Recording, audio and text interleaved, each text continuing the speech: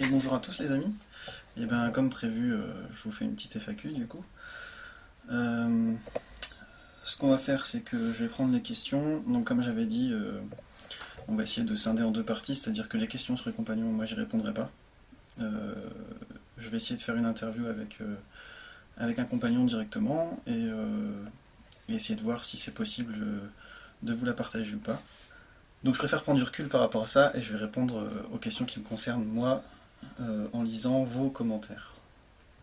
Alors il y a Anthony Renotti qui me demande: Salut, quel âge as-tu et dans quelle région habites-tu? Bon courage, continue comme ça. Merci Anthony. Alors j'ai quel âge? J'ai 27 ans et j'habite en Bretagne. Ensuite il y a Elias Belkaïdil. Comptes-tu te faire un AZE un de ces jours? Bah ouais, ouais, ouais. Quand j'aurai des sous, quand je me serai posé, parce que comme je suis dans mon camion en ce moment, euh, du coup je bouge pas mal. Et, euh, Et puis ben, quand ça viendra quoi. Mais là, je suis plutôt dans l'esprit de formation et d'apprentissage, donc chaque chose en son temps, je pense. Alors, Eric Desroil. Alors, que penses-tu des youtubeurs qui collectionnent les outils sans savoir réellement les utiliser, ni même aucune connaissance de l'outil du travail à accomplir, avec juste par plaisir de posséder et de se faire mousser avec? J'espère que vous allez tenir votre parole et répondre à toutes les questions. Merci et bonne continuation. Et bah ouais, je vais y répondre. Et ben, je sais pas, je pense que chacun a le droit d'avoir des outils et, euh, et de les partager. Enfin, ouais, je sais pas trop quoi répondre en fait. Il y a plein de gens qui sont bricoleurs, qui vont avoir des super outils ou des outils moyens et qui vont pas savoir s'en servir. Alors pourquoi pas sur YouTube?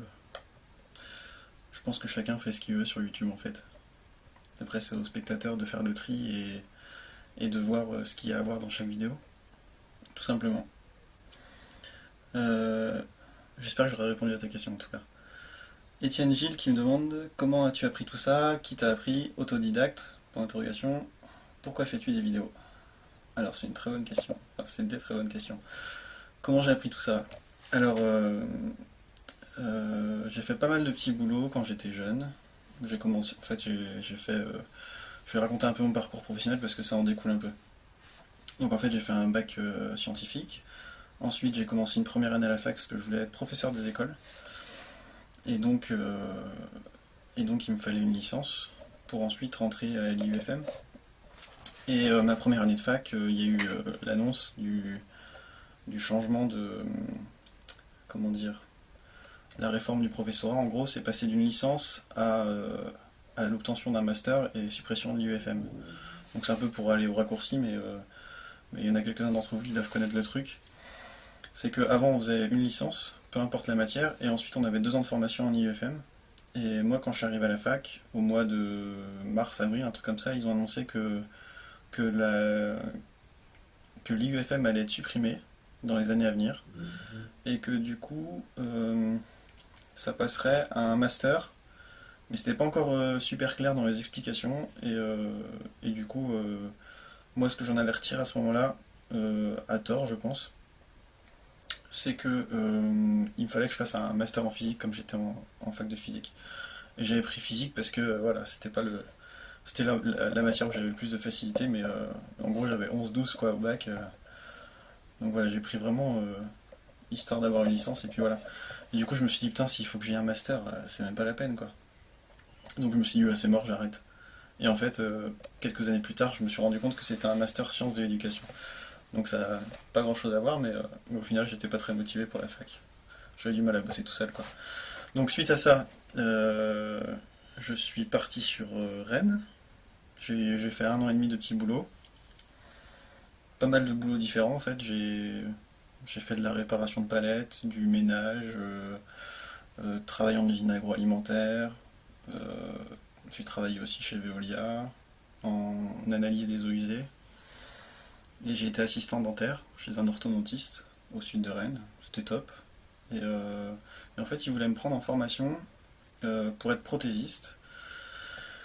Et moi, juste à ce moment-là, bah, j'avais pris ma décision de partir faire une formation dans la menuiserie. Et j'avais trouvé la formation en 1 an avec l'association ouvrière des Compagnons du Devoir à Brest, qui fait ça en un an du coup. Euh, donc ben du coup je me suis engagé. Putain, je dis tout le temps du coup, il faut que j'arrête, c'est quand je réfléchis ça.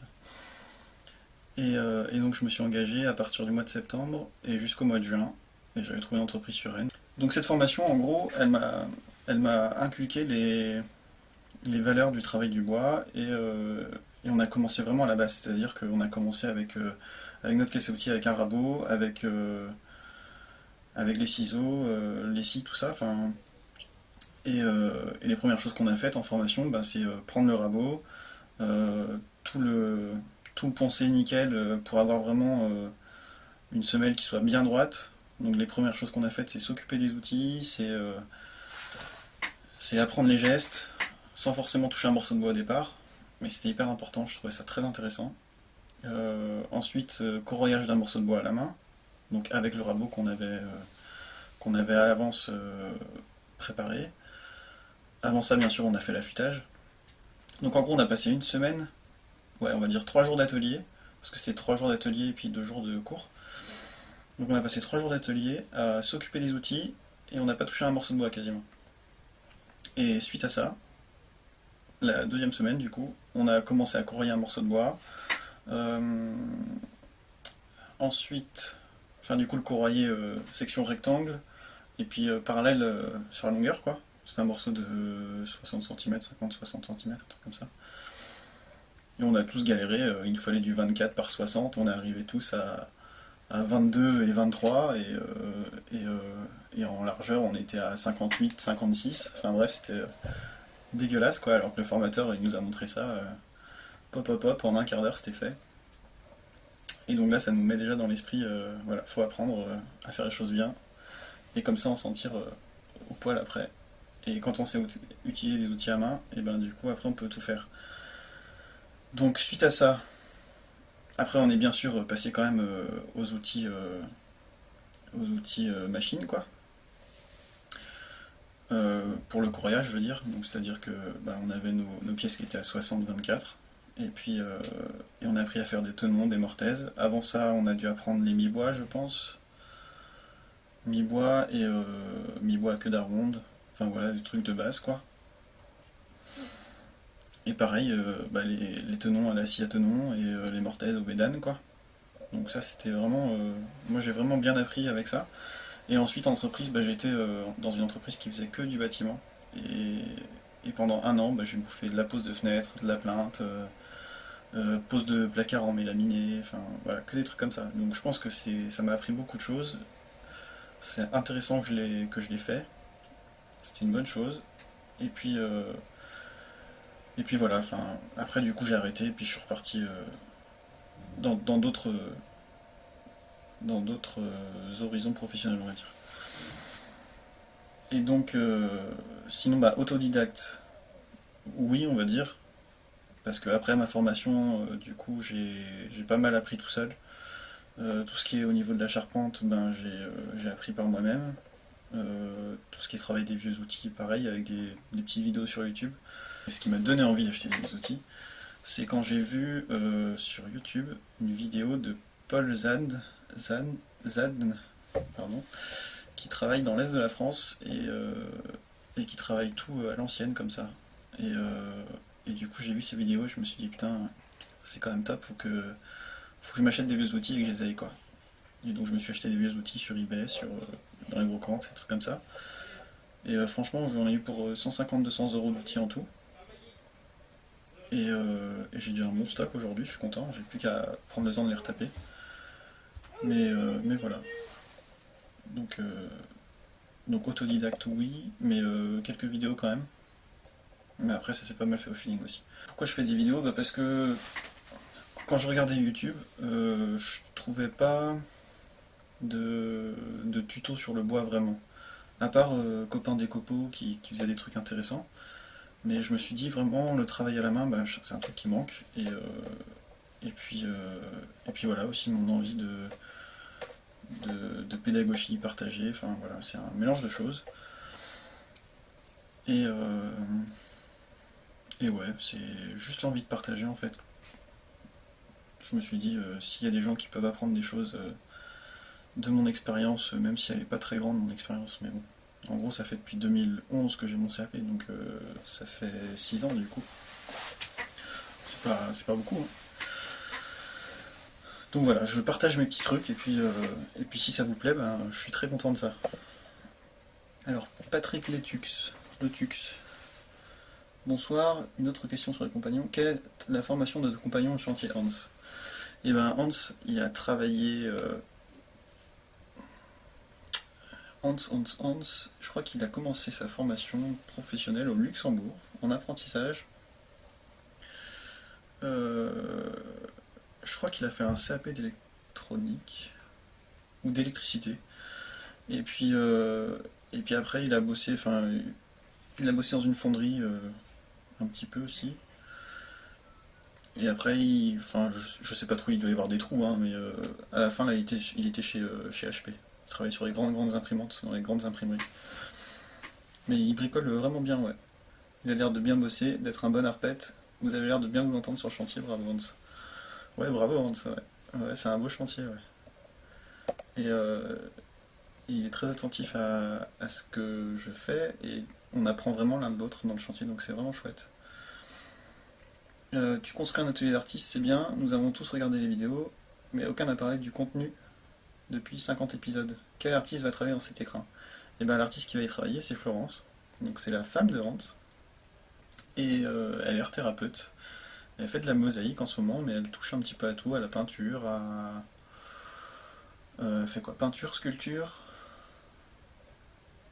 mosaïque. Ouais, elle touche un peu à tous les matériaux, quoi. Elle aime bien. Elle fait aussi du feutre. Ouais, elle touche vraiment à tout, quoi. Donc voilà, bah, Paul Légume aussi qui pose la question. Donc comme ça, t'as la réponse.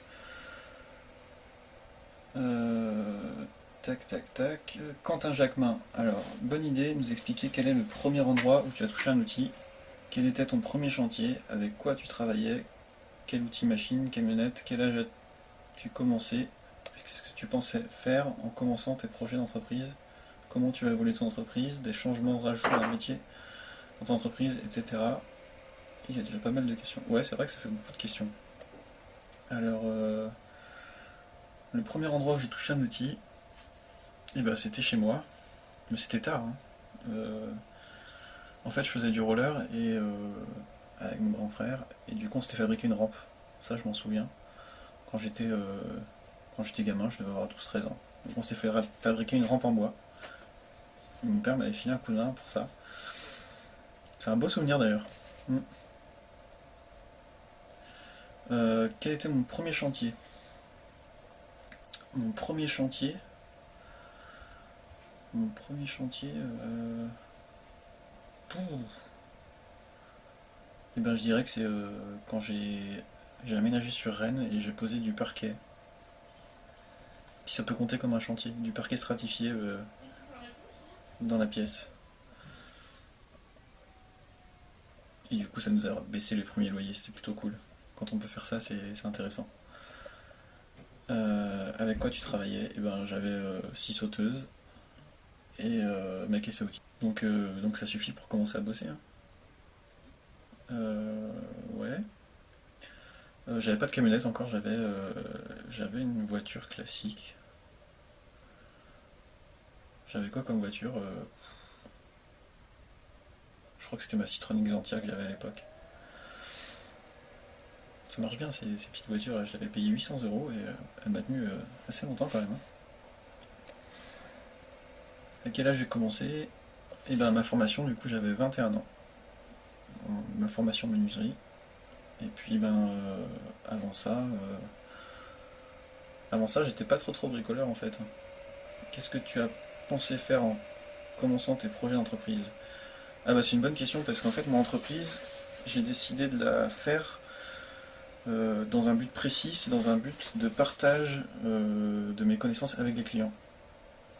Et le but de l'entreprise, c'était en gros, euh, je proposais aux clients qui le souhaitaient de faire un devis classique entreprise, et donc comme si je faisais moi le chantier tout seul. Et suite à ça, Le client il signait le devis, donc c'est-à-dire que si le client faisait rien sur le chantier, c'est moi qui faisais tout, et du coup j'étais payé en fonction des heures que je passais.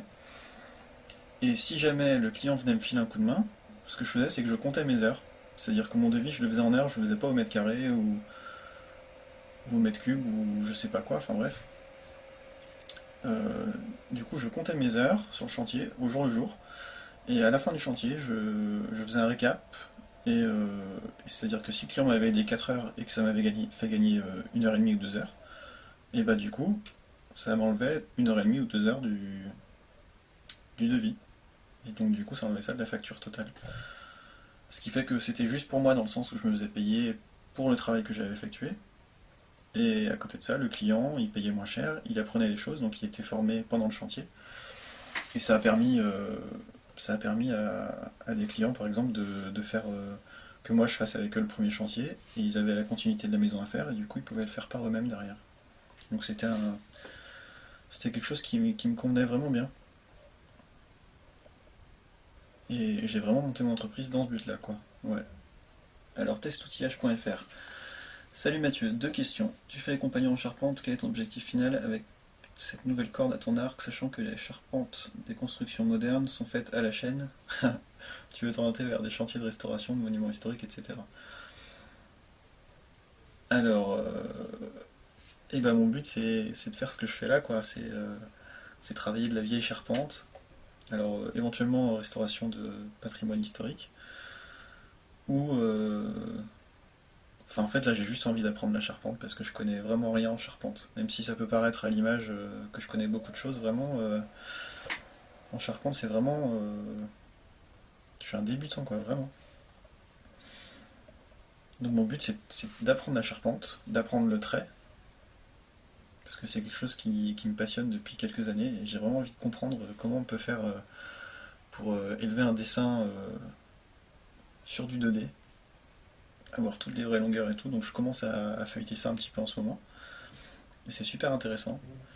Donc voilà, mon but c'est de faire monument historique, charpente traditionnelle et peut-être du fustage.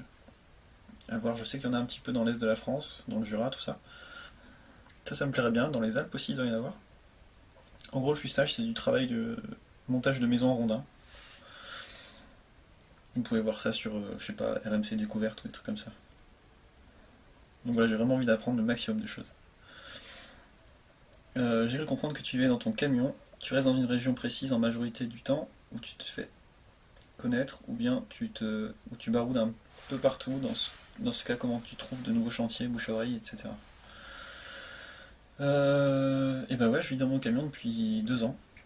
Depuis avril 2015, en gros. Euh, Principalement, je suis en Bretagne parce que du coup, comme j'avais mon entreprise depuis 2013 en Bretagne, euh, en gros, le but c'était de pouvoir bouger. Et quand le froid arrive, en gros, je descends dans le sud de la France. Et puis je me balade un peu partout. Pareil, je fais porte à porte. Et puis je demande aux gens s'ils ont envie que je bosse pour eux. Et puis en échange, ils me nourrissent, ils me logent. Et puis voilà. En général, ça se passe très très bien. Je demande pas d'argent en retour. Juste nourri logé. Et puis je fais des petits bricoles chez eux. Donc voilà, ça marche bien comme ça. Alors, Chafoufik Pong. Salut Mathieu, j'ai deux questions. D'où te vient cet amour-passion pour les outils anciens? Par transmission générationnelle ou découverte qui t'a passionné? Eh ben, je vais répondre aux questions petit à petit. Du coup, les outils anciens, comme je vous ai dit, c'est grâce à une vidéo de Paul Zad. Je dois l'avoir dans mes vidéos, dans ma liste de vidéos j'aime. J'en ai pas beaucoup dans ma liste de vidéos j'aime, mais je vous invite vraiment à les voir parce que je trouve que c'est des vidéos qui valent le coup d'œil, quoi. Et du coup, je l'ai vu travailler sur une maison et j'ai trouvé ça super. Je me suis dit, je vais faire ça vraiment. Donc voilà, c'est une découverte qui m'a passionné du coup. Euh, Par quel biais as-tu appris les techniques que tu utilises notamment pour la mezzanine de l'atelier d'artiste? Eh ben, j'ai pris mes outils, j'ai tapé dans le bois. Et puis après, on se rend compte, comme ça marche, comme ça marche pas. Et on progresse comme ça, quoi. Encore mille fois, merci pour ce que tu partages. Je te souhaite de pouvoir encore continuer longtemps. Et ben, merci beaucoup. Merci Dimitri. de Belgique. Ah bah, je te dis un grand merci de Bretagne, du coup. Michel Mutelet. Je me disais justement quel dommage il n'y a pas sur YouTube de compagnon du Tour de France. Eh ben je suis pas compagnon du Tour de France. Faut vraiment pas faire d'amalgame, je suis. Pour être compagnon c'est très très compliqué, il faut s'accrocher et puis il faut passer plein de. Enfin il faut avoir une très grosse formation professionnelle et c'est pas que ça. Donc vraiment j'ai envie d'enlever cette étiquette qui peut m'être collée parfois. Je ne suis pas compagnon, mais je me forme avec eux. Voilà. Pour l'instant, c'est ça. J'adore le travail manuel bien fait. Ça s'appelle à juste titre l'intelligence de la main. Ouais, carrément. Et ben d'apprécier mon travail, Michel. Et je suis encore plus content si tu retapes ta maison. Pour tous ceux qui me demandent pourquoi j'avais pas de t-shirt machin bidule dans l'annonce, et ben c'est parce que je sortais de la douche et que je suis chez mes parents là. Et que j'étais aussi chez mes parents à ce moment-là. Et que du coup, comme je travaille tout le temps dehors, que je dors dans mon camion, et ben quand je rentre en intérieur, j'ai direct chaud. Et c'est hyper compliqué pour moi de gérer ça maintenant du coup. C'est-à-dire que là je suis en t-shirt, j'ai chaud quoi. Pourtant il fait pas chaud dans la maison, hein. Et voilà, c'est négligence de ma part, j'aurais dû mettre quelque chose, désolé. Alors Antoine Lebrun, qu'est-ce que tu aimes ou qui t'a donné la passion du bois? Et ben ça je sais pas du tout. Pourquoi j'ai choisi le bois? Je... Mon père a été menuisier pendant quelques années. Je l'ai jamais vraiment vu travailler. Pendant quelques années, c'est-à-dire 3-4 ans quoi de mémoire. 4-5 ans peut-être, je sais pas trop.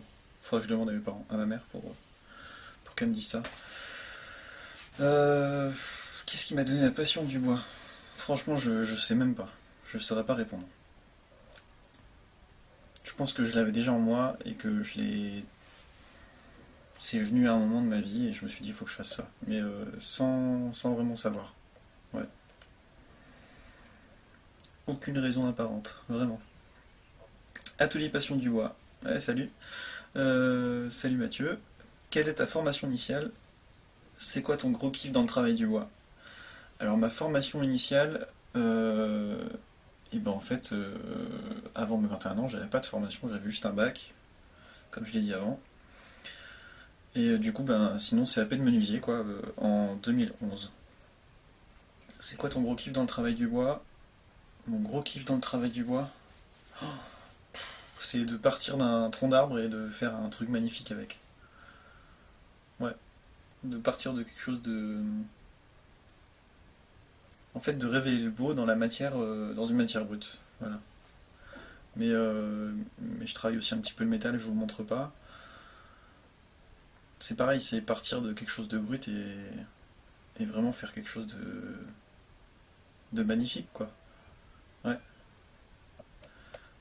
C'est pareil, quand j'ai un pote qui est tailleur de pierre, quand je le vois choisir ses pierres pour, par exemple, monter un mur en pierre sèche, et bah ça claque, quoi. Au début, on voit qu'un tas de pierres, et au final, tout s'agence tellement bien que ben, il faut juste avoir le coup d'œil et puis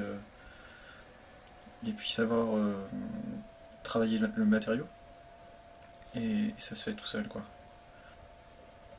Alors, MN Desbrars, si ça doit être ça.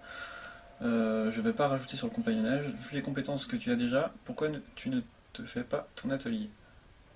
Eh ben, je me fais pas mon atelier parce que j'ai pas de chez moi encore. C'est une bonne réponse, je pense.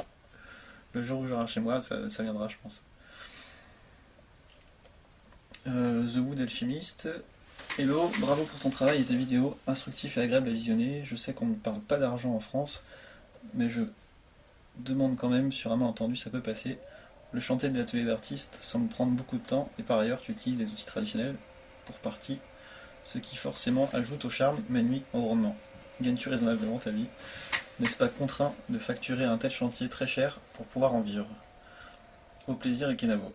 Eh ben, tu vas être étonné, mais comme je te l'ai dit, c'était pas mal du woofing. Et donc j'ai quasiment rien facturé en fait. Le but c'est d'être nourri, logé, de pouvoir prendre du temps pour faire mes vidéos. Parce que ça prend du temps de faire les vidéos, n'empêche. En gros, on va dire 6 heures de boulot par jour et 3 heures de traitement d'image derrière. Donc minimum 9 heures quoi de boulot. Donc voilà. Et donc c'était pas sous un format entreprise du tout. Parce que sinon ça passerait pas du tout. Donc voilà, j'espère que ça répond à ta question. Avec Inavo. Théox02, salut Mathieu. Alors voici mes questions. Quelle est la chose qui attire dans le bois? Qui, quoi, t'a fait connaître le bois?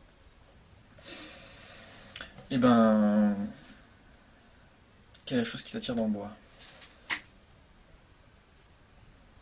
J'essaie de donner une réponse différente, même si c'est à peu près la même question que Mathieu de l'atelier Passion du bois. Qu'est-ce qui m'attire dans le bois? Euh, le toucher. Vous allez me voir dans mes vidéos, je touche tout le temps le bois. Tout le temps, tout le temps. Que je le travaille à tronçonneuse à l'herminette, j'ai toujours besoin de le toucher. Donc je sais pas, c'est la sensation du toucher, ouais. Enfin, tout ce qui est sensoriel en fait. Le toucher, l'odeur, la vue. Je trouve ça tellement beau. Et qui quoi t'a fait connaître le bois? Et ben, du coup, l'association ouvrière des compagnons du devoir, quand j'ai fait mon CAP avec eux en un an. À quel âge as-tu commencé à pratiquer ta passion? Et ben, du coup, 21 ans. Voilà. Salut pour la vidéo du camion, tu l'as prévu pour quand? Ah bah je sais pas parce que c'est toujours le bordel dans le camion. Le problème c'est que tout est tellement entassé que je pourrais même pas vous montrer grand chose quoi. Donc voilà, à voir si j'en fais une ou pas, je peux pas vous le promettre. As-tu l'idée de construire ta maison avec l'atelier de menuiserie? GG pour les 2000 abonnés. Eh ben merci. Et on est même à 2500 abonnés, alors c'est super, merci à vous. Si je me fais mon chez moi, ou si j'achète un chez moi, je le ferai forcément de A à Z. Je vois pas ça autrement. Il faut vraiment que je l'ai mérité ma maison. Pour moi en tout cas. Que ce soit humainement, financièrement ou manuellement. Faut que ce soit quelque chose qui me ressemble. Ça va être une tuerie si je la fais à ma maison. Hein. J'ose même pas imaginer. Trop d'idées en tête. Victor B. Salut Victor. Quel est ton parcours en menuiserie?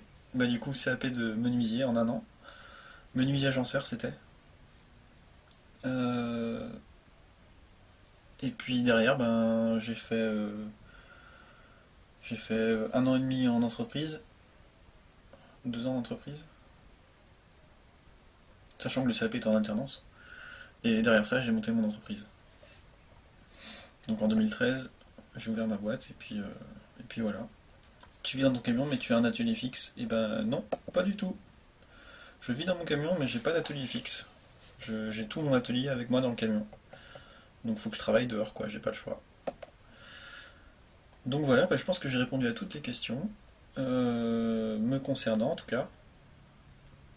Si vous avez d'autres questions, vous m'envoyez vos questions suite à la vidéo de là.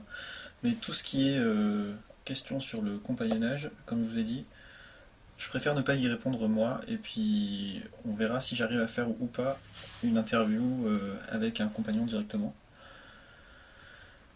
Et puis voilà. Et ben merci en tout cas de me suivre de plus en plus et d'apprécier ce que je partage. C'est très important pour moi. Moi je suis très content de pouvoir prendre le temps aujourd'hui de le faire. Euh, J'essaye de vous le partager le plus simplement possible et surtout, euh, comment je peux dire ça? J'ai pas envie de me fixer de limites dans la sortie des vidéos, c'est-à-dire que quand j'ai le temps, je vous sors des vidéos, genre quand j'étais sur l'atelier d'artiste et que j'étais là-bas, j'avais le temps de faire les montages et tout, donc je vous en ai sorti une petite coupure caméra, je suis désolé. Donc je disais quand j'étais sur l'atelier d'artiste, je vous en ai sorti une par jour, voire deux par jour, comment dire, je veux pas que vous soyez dans cette optique de vous dire que parce que j'ai une chaîne YouTube, je vais faire comme tous les autres et je vais sortir régulièrement une vidéo. C'est pas le cas, je sors des vidéos vraiment quand j'ai le temps et quand j'en ai l'envie. Le jour où j'ai pas le temps, ou que j'ai pas l'envie, ou les deux, et ben il n'y aura pas de vidéo. Ce qui fait que notamment avec ma formation qui va arriver, ben peut-être que pendant une semaine, 2 semaines, 3 semaines, vous n'aurez pas de vidéo. Et ben faudra faire avec. Voilà, tout simplement. j'ai envie de vous partager du contenu qui soit intéressant et où vous appreniez des choses. Et si jamais je fais des choses et que soit je peux pas vous les partager parce que j'ai pas mon appareil ou que j'ai pas pris le temps de filmer ou quoi que ce soit, et ben voilà, c'est comme ça. Avec mon avancée professionnelle, je pourrais pas toujours prendre le temps de partager ces choses-là. Donc voilà, j'espère que vous comprendrez du coup ce choix de vie qui est le mien et du coup faudra faire avec. Voilà. Je vous demande pas de comprendre, si vous n'avez pas envie de comprendre, vous comprendrez pas. Mais, mais juste de l'accepter, quoi, c'est tout. Donc voilà, bah écoutez, du coup, bah, si vous avez d'autres questions, vous n'hésitez pas en dessous dans les commentaires.